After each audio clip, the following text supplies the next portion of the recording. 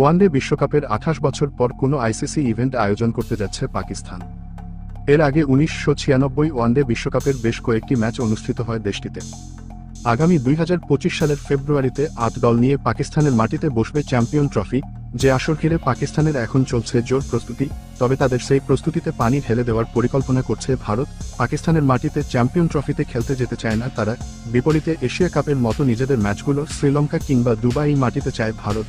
এবার সেটি কোনোভাবেই হতে দিতে চায় না পাকিস্তান।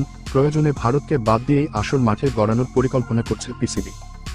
সবশেষ পাকিস্তানের মাটিতে হওয়া এশিয়া কাপেও বাধা হয়ে দাঁড়িয়েছিল ভারত। পরে শেষমেশ বাধ্য হয়ে ভারতের ম্যাচগুলো পাকিস্তানকে আয়োজন করতে হয়েছিল শ্রীলঙ্কায়, যার ফলে লাভের বদলে লোকসান গুনতে হয়েছিল পিসিবিকে। তাই এবার নিজেদের মাটিতেই চ্যাম্পিয়ন ট্রফি আয়োজন করতে চায় তারা। আর এই লক্ষ্যে ভারতকে বাড়তি নিরাপত্তা দেওয়াসহ তাদের সবগুলো ম্যাচ লাহোরে অনুষ্ঠিত হওয়ার নিশ্চয়তাও দিয়েছিল পিসিবি। তবে তাতেও রাজি নয় ভারত। পাকিস্তানের মাটিতে পা না রাখার ব্যাপারে অনড় অবস্থানে ভারত। সবশেষ 2008 সালে মুম্বাই সন্ত্রাসী হামলার পর কখনোই পাকিস্তানের পা রাখেনি ভারত, যদিও ওই ঘটনার পর 2013 সালে ভারত সফর করে গেছে পাকিস্তান। এরপর আইসিসি ইভেন্টে অংশ নিতে বেশ কবার ভারতে পা রেখেছে পাকিস্তান ক্রিকেট দল। সবশেষ ওয়ানডে বিশ্বকাপেও ভারতের মাটিতে খেলে গেছে পাকিস্তান। তবে ভারত নিজেদের অবস্থান বদলায়নি, স্বাভাবিকভাবেই তাই নতুন করে ভাবতে হচ্ছে পাকিস্তানকে।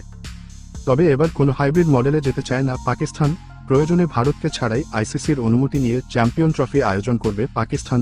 সেক্ষেত্রে চ্যাম্পিয়ন ট্রফির রেস থেকে বাদ পড়া শ্রীলঙ্কার কপাল খুলতে পারে। সবশেষ ওয়ানডে বিশ্বকাপে বাংলাদেশের বিপক্ষে হেরে চ্যাম্পিয়ন ট্রফির রেস থেকে ছিটকে যাওয়া শ্রীলঙ্কাকে ভারতের জায়গায় আমন্ত্রণ জানিয়ে 8 দল নিয়েই নিজেদের মাটিতে চ্যাম্পিয়ন ট্রফি আয়োজনের কথা ভাবছে পাকিস্তান, যেই তথ্য জানাচ্ছে ভারতের একাধিক গণমাধ্যম।